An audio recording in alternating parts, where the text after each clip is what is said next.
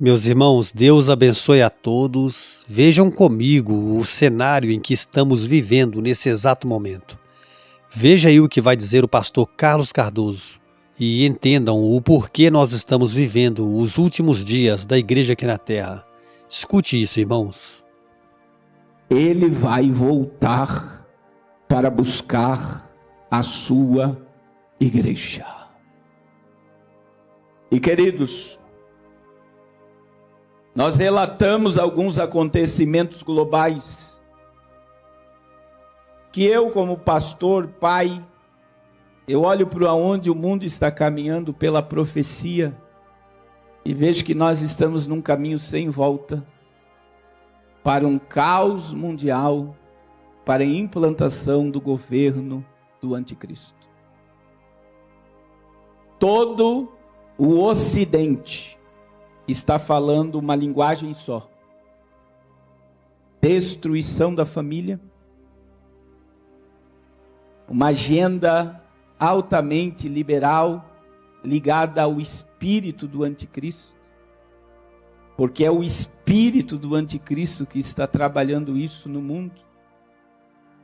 E agora, nós estamos vendo tensões se avolumando ou crescendo muito em toda a terra, em todos os aspectos. Quando você olha para tudo que está acontecendo na terra agora, vai piorar. E eu gostaria de chegar num púlpito e dizer: olha, tudo vai melhorar, as coisas vão voltar ao normal. Não existe normalidade. E o que está se instaurando é um totalitarismo universal. Você está vendo sinais em todas as esferas, sinais no sol, na lua, nas estrelas. Eu não sei se você viu o que aconteceu no Uruguai, aqui perto. Amanheceu o céu assim todo vermelho, assombrou. Esse céu vermelho, ele está aparecendo no mundo todo. E foi agora, sexta-feira. Nós estamos tendo várias erupções vulcânicas, vários tremores de terra, sismos gigantescos estão acontecendo, e Jesus falou que tudo isso iria acontecer. A questão do que Jesus falou de sinal social, recapitulando só um pouquinho do que eu falei ontem: fomes, pestes e violência. Nós estamos diante de uma crise energética. Nós estamos diante de uma crise alimentar e uma crise financeira, propósito de domínio global. E onde eu mostrei isso para vocês, nós estamos diante de grandes rumores de guerra. Então, quando você olha para tudo que está acontecendo, você não vê nem a médio e nem a longo prazo uma melhora. Nós estamos diante de uma nova, eles já estão declarando para os governos se prepararem para uma nova pandemia.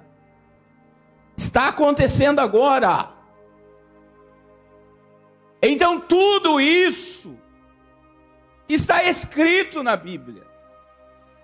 E é um sinal que antecede a volta de Jesus. E enquanto você olha para tudo isso, você vai olhar lá para Israel e vai ver Israel fazendo vários acordos de paz para a construção do terceiro templo. Então, para você entender de uma forma bem simples, o caos mundial está sendo instaurado. E vocês acham que alguma coisa vai melhorar? Acordem. E como está o Brasil, está a União Europeia, como está a União Europeia, está os Estados Unidos, a Inglaterra. Um caos está sendo instaurado. Eu acabei de ouvir ontem, nos Estados Unidos ninguém está comprando casa. Sabe qual é os juros lá nos Estados Unidos? Coisa que nunca existiu, 8%. Americano comprava casa a 0,2%. Queridos, o caos está sendo instaurado, sabe por quê? Porque é a própria população mundial que vai clamar por um Salvador. Alguém nos socorre, alguém solucione. Quem vai surgir? O anticristo. E enquanto o mundo está convulsionando já, lá do outro lado em Israel, uma falsa paz está sendo instaurada para o terceiro templo de Salomão ficar em pé. Quem é que vai sentar no terceiro templo de Salomão? 2 Tessalonicenses 2,4. O iníquo vai sentar lá, parecendo ser Deus, e vai receber adoração como um Deus. O pacto mundial está sendo instaurado. Islã, lá nos Emirados Árabes, um templo que tem uma mesquita muçulmana, uma sinagoga judaica e uma igreja católica, uma igreja cristã. E as religiões de mão dadas por uma paz universal. Eu quero dizer para todos, o que mais me choca estudando profecia é que ricos, eu tenho desembargadores, advogados, juízes, médicos, nós temos uma médica que nos atende, que me seguem, então são pessoas que têm um poder aquisitivo alto. Eles estão enxergando para onde o mundo está caminhando. E o povo está dormindo. A Bíblia está se cumprindo diante dos nossos olhos. E eu quero te dizer, acorda. Enquanto há tempo, acorda. Desperta tu que dormes e levanta dentre os mortos. Aleluia. Aleluia. E digo isso, Paulo escreveu conhecendo o tempo. Quem é espiritual discerne o tempo. Já é hora de despertarmos do sono, porque a nossa salvação está mais perto de nós agora do que quando aceitamos a fé. Está muito perto o dia da nossa redenção. E quem acredita, levanta a mão e dá glória ao nome dele. Aleluia! Agora olha que coisa tremenda, saber que Jesus vai voltar, até o mundo sabe. Eu mostrei para vocês bunkers, casas e refúgios apocalípticos milionários. Eu mostrei, está lá na Forbes, está na Veja, está na CNN. Os ricos estão se preparando para se refugiar de um apocalipse. Agora uma coisa é eu saber que Jesus vai voltar. E a outra totalmente diferente é, eu estou pronto para me encontrar com Ele? E é aí que a Bíblia tem uma linguagem que eu gosto muito do Novo Testamento, que a Bíblia é chamada de noiva de Cristo. Paulo diz, eu tenho vos preparado como uma virgem para um marido que é Cristo. A igreja é uma noiva. Eu não sei se tem alguma noiva aqui, mas se você perguntar para uma noiva qual é o maior desejo dela, qual é o maior desejo de uma noiva? Se casar. Qual deveria ser o maior desejo da igreja? Irmãos, o nosso casamento vai ser o casamento mais sobrenatural da história. O nosso casamento vai ser nos ares. Oh glória, no dia em que Ele vier nos buscar. Aleluia. Agora, para ser noiva de Cristo, nós precisamos ter algumas coisas. Para ser noiva de Cristo, repita comigo, eu preciso ter uma aliança. Veja que Deus fez várias alianças com o homem. Deus fez aliança com Adão, Deus fez aliança com Noé, Deus fez aliança com Abraão, Deus fez aliança com os árabes, com a Palestina, Deus fez aliança com Israel, mas para noivar com a sua igreja, lá na sala da ceia, Jesus pegou o cálice, e sabe o que ele disse? no capítulo 26, verso de número 28. Porque isto é o meu sangue, o sangue da nova aliança. O sangue da nova aliança derramado em favor de muitos, não é de todos. Para quem faz parte da teologia inclusiva que diz que a cruz salvou a humanidade, foi derramado por muitos, não por todos, para a remissão de pecado. Irmão, compreenda que o dia que você aceitou Jesus, ou Ele te aceitou, você fez um pacto para a eternidade. Esse pacto é descrito em Romanos 6, quando Paulo ele escreve sobre o batismo da cruz. Quando você foi imergido no Calvário, toda maldição, todo juízo, todo peso caiu por terra, e você ressurge como uma nova criatura. E esta imersão da cruz, ela é testemunhada pelo batismo em águas. Quando nas águas eu estou fazendo um testemunho público, que eu não quero mais o pecado e o mundo, porque eu já sou a noiva e eu tenho um compromisso com o meu amado. Aleluia! E aí que eu abro um parêntese para muita gente que é procurada para batismo. E eu sei que o que eu vou falar aqui é forte, mas se faz necessário. Os pastores procuram, vamos batizar, a pessoa diz o quê? Eu não estou preparado. E me desculpa a sinceridade. Se você não está preparado para tocar no corpo e no sangue de Jesus aqui na terra, você não está preparado para as bodas do Cordeiro. Porque eu disser assim, eu não estou preparado, é porque algo do mundo ainda me atrai. E existem os casos, aí eu vou abrir outro parênteses, de pessoas amigadas que o marido não quer casar. E aí não é porque a pessoa não quer batizar, é porque ela está presa a um sistema, mas a alma dela, o coração dela está em Deus.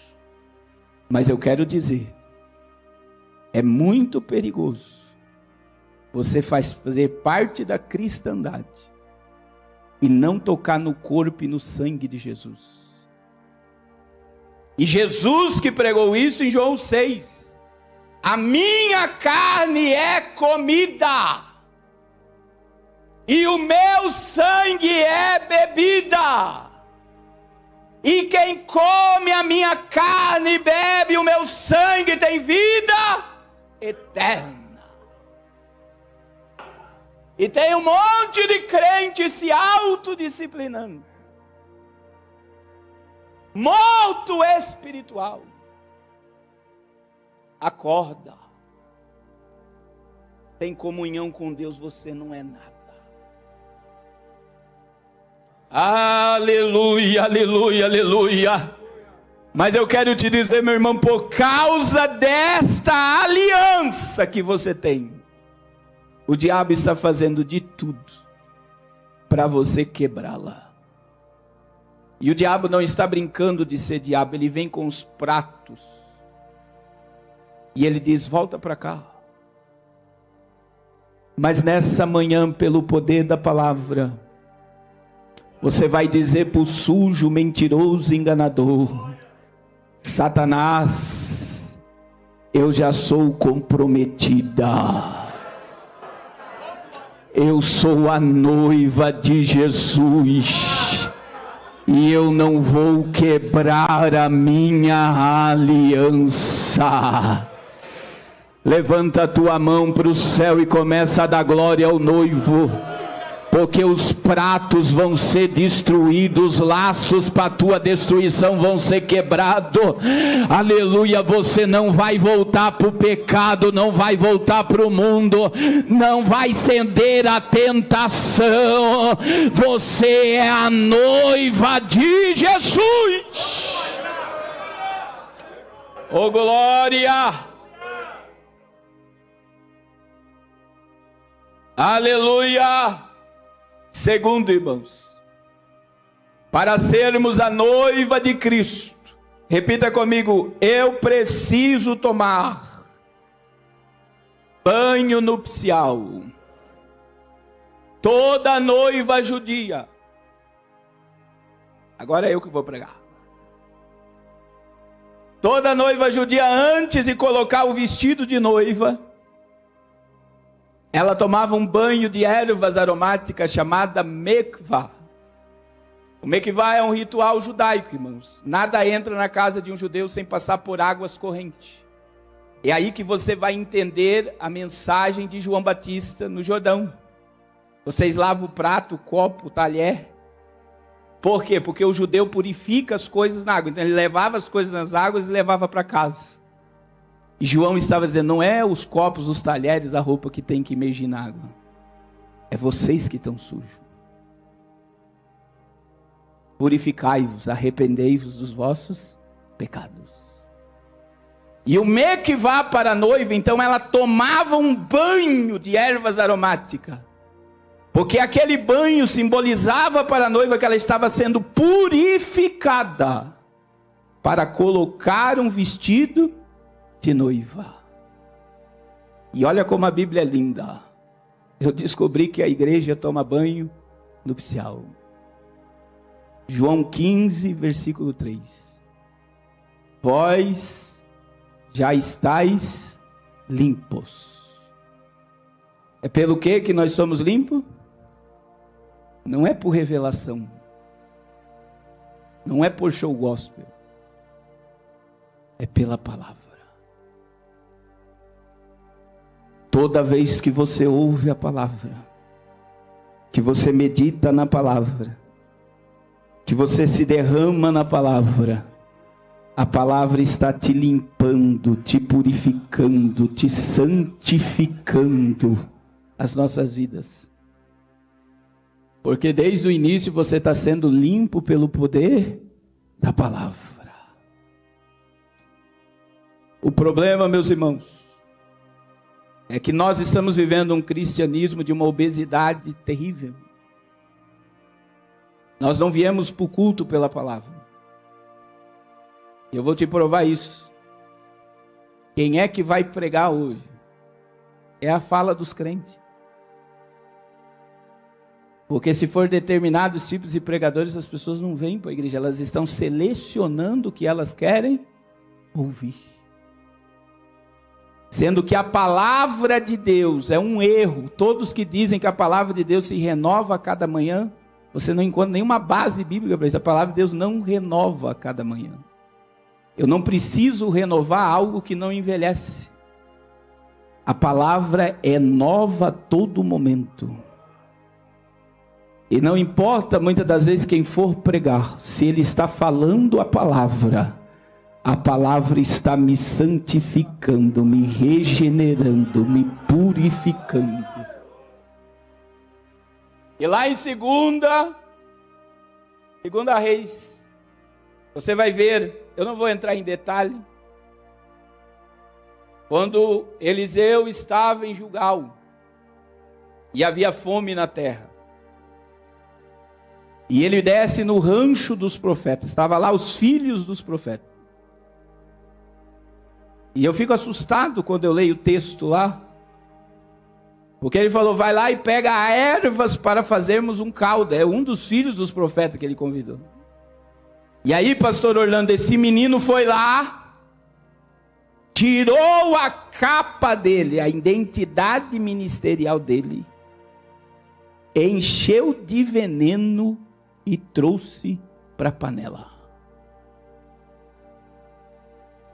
E tem muito menino trazendo veneno para a panela.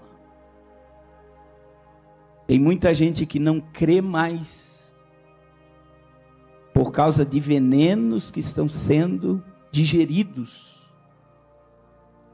Tem muita gente se intitulando pregador e pastor que nunca leu a Bíblia toda,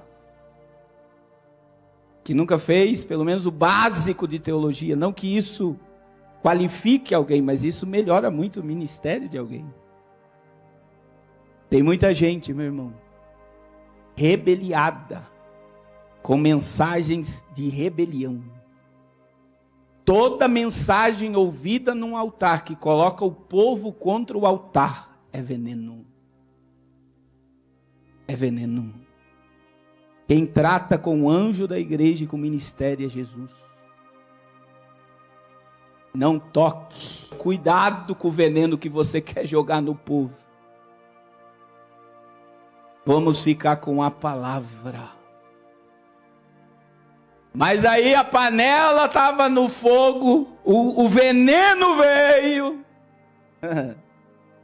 Porque panela na Bíblia é símbolo do povo de Deus unidos, num só contexto e num só propósito. Qual era o projeto do diabo? Dividir, matar, acabar. E enquanto eles estavam comendo, um gritou, porque alguém tem discernimento espiritual ainda. Irmão, a igreja é inteligente demais. Existe a igreja, ela sabe o que vem do céu e o que vem da terra. E alguém gritou: homem de Deus, a morte na panela. Você acha que Eliseu se desesperou? Pega a farinha e joga no caldo e vamos comer. Agora, não foi só a farinha que eliminou o veneno. Se você ler o texto, a palavra, a panela estava no fogo. O Espírito Santo ainda está agindo sobre a igreja. Aí, segundo elemento, eles gritaram: homem de Deus. E querido, tire esse discurso que a igreja não é mais a mesma, que não tem mais homem de Deus, mulher de Deus, que as coisas não acontecem. Ainda tem muito homem e mulher de Deus na terra. Terceiro, vamos lá, repita comigo: eu preciso ter vestes brancas. Aleluia. E vestes brancas fala sobre duas coisas: santidade e consagração. Não tem como você ser consagrado se você não for santo, não tem como ser santo se não for consagrado. E eu quero dizer algo aqui. Nós estamos aqui hoje. Tem 3 gerações: a pré-modernidade, a modernidade e a pós. A pré-modernidade foi até o ano de 1990. Deus era o centro. Era normal você entrar numa igreja 1 hora antes do culto. O que os crentes estavam fazendo? Orando.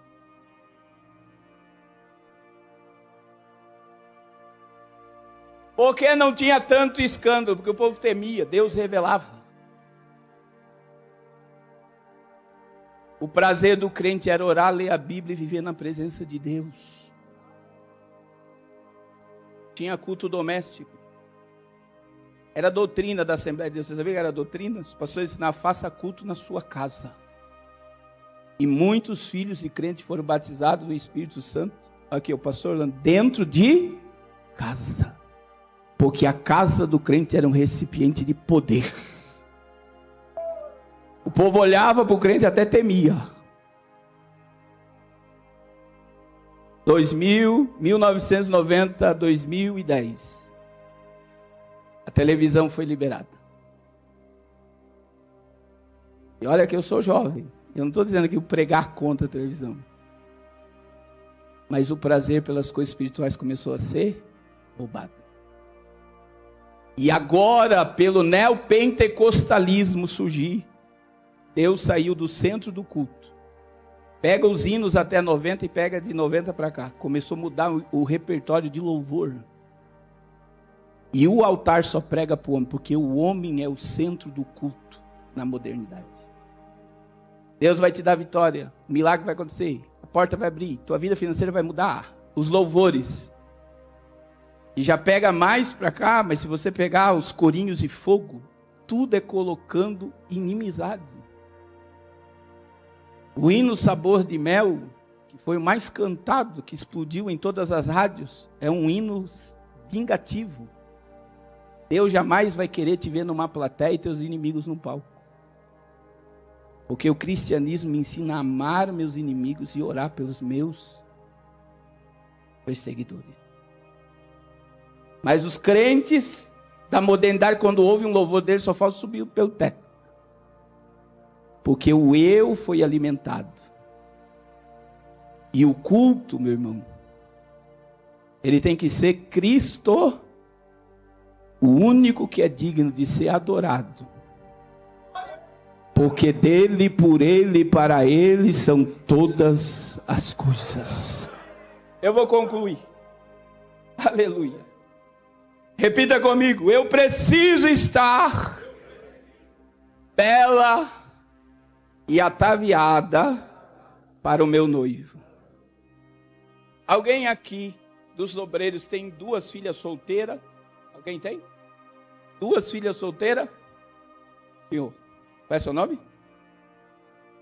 Orlando Júnior. Eu vou casar meu filho Pedro com a sua filha. No Antigo Testamento, o casamento seria fechado entre eu e o Júnior. Os noivos não iriam se escolher para namorar e casar. Então não importava se o meu filho fosse feio, se nós fechássemos o acordo, acabou. Eles teriam que... Novo Testamento, a lei mudou. Quando um pai de família tinha 2 filhas e a filha mais velha recusasse o esposo, o noivo, então por ele ter 2 filhas, ele poderia a oportunidade de passar para a filha mais nova. Como é que iria ser feito o noivado, que já seria um pacto de casamento? O meu filho, Pedro, ele ia pegar uma medalha escrita nela, consagrada para mim. E ele ia lá na casa do pai do noivo com a noiva e ia dar para ele. E o meu filho só iria ver a noiva no dia do noivado. E o meu filho iria vir comigo para minha casa. Porque a tradição judaica dizia que ele teria que construir uma casa do lado da minha casa. Para quando ele se casar, ele trouxesse a sua noiva para do lado da minha casa. Pastor, como é que eles namoravam?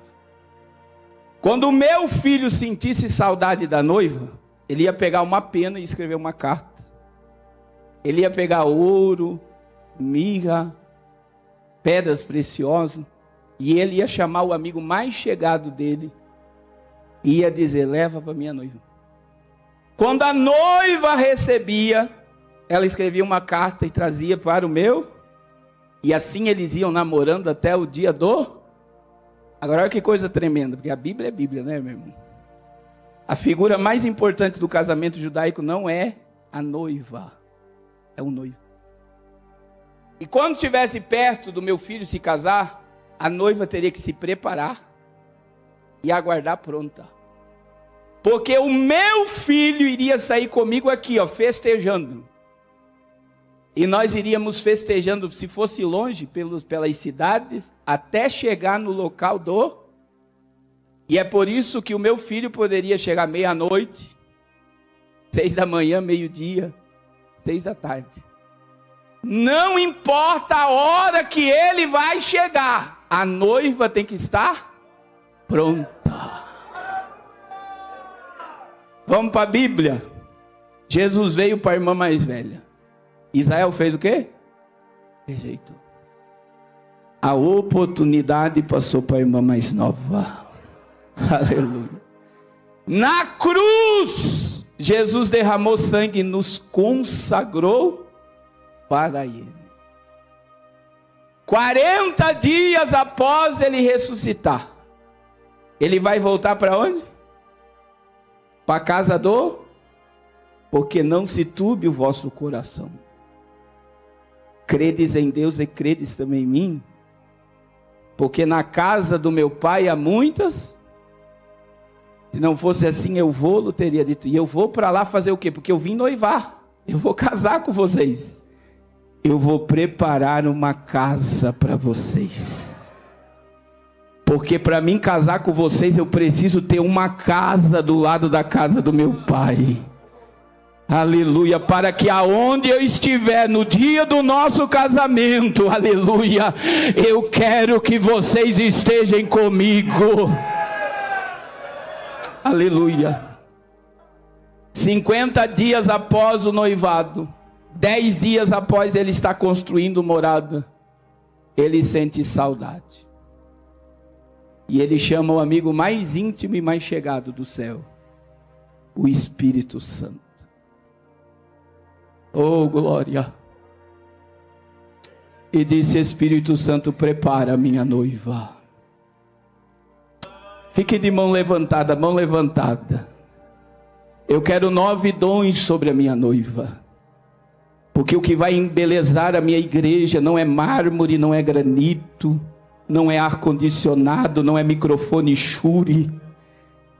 O que embeleza a minha igreja, Espírito Santo, é os presentes que tu irá dar para a minha noiva. A palavra da ciência, a palavra da sabedoria, o discernimento de espírito. Homens e mulheres vão abrir a voz à palavra e vão soltar a voz, e a minha palavra vai alimentar muita gente. Glória a Deus, meus irmãos. Veja, tudo, que o pastor Carlos Cardoso disse, se nós analisarmos, nós conseguimos perceber que, de fato, tudo isso acontece em nossos tempos. Irmãos, não reparem a minha voz, tá bom? Que eu estive gripado. Talvez vocês sintam a minha voz aí um pouco diferente, tá bom? Mas eu já estou bem melhor, tá bom? Não é nada demais, mas é só realmente minha voz, que deve estar aí um pouco estranha para vocês. Mas vamos lá, irmãos. Veja, que Jesus ele fez uma promessa para a igreja.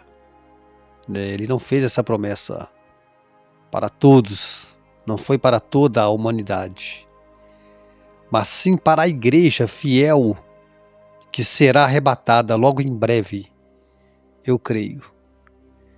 Veja, irmãos, o que ele disse em João 14. E antes de fazer a leitura, irmãos, só um detalhe aqui. É porque eu sei que algumas pessoas ainda têm dúvidas. Quando eu falo igreja fiel e verdadeira, irmãos, não estou referindo a placas, a placas de igreja.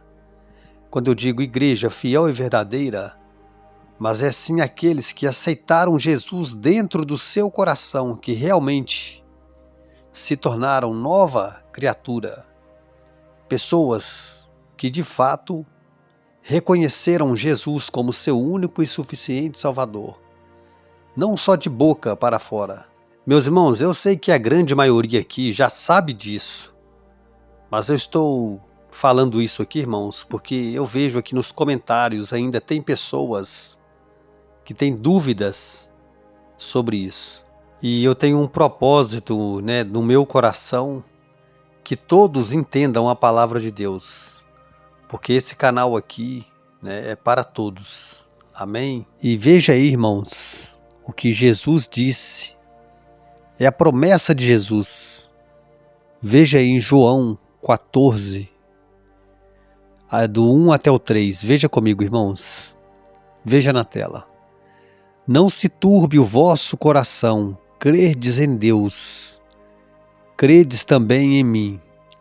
Na casa de meu pai há muitas moradas.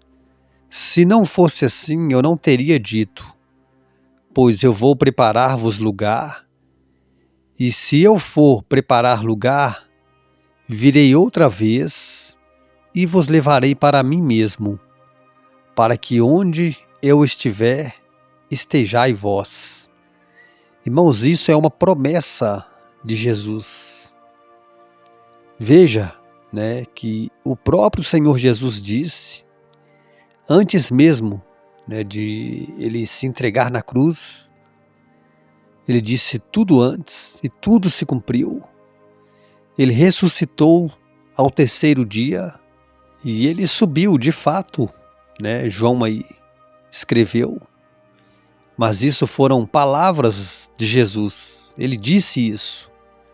João simplesmente narrou o que o Senhor Jesus prometeu quando João esteve com ele. Irmãos, aí é a palavra de Deus, como diz o pastor Carlos Cardoso. O que nos fortalece é a palavra. O que nos purifica é a palavra de Deus, que nos dá conhecimento, que nos faz crer. Nós devemos ter intimidade com Deus e leitura da palavra. Irmãos, o próprio Senhor disse: conhecereis a verdade, e a verdade vos libertará. E a verdade é a palavra. E a palavra é Jesus, o Verbo que se fez carne. A palavra que se fez carne. Jesus que habitou entre nós. Irmãos, é tremendo se nós formos a aprofundar no que há de espiritual dentro da palavra de Deus, na revelação que tem dentro da palavra de Deus, quando nós conseguimos ler e entender a profundidade espiritual que tem na palavra de Deus. É tremendo. E é isso, irmãos.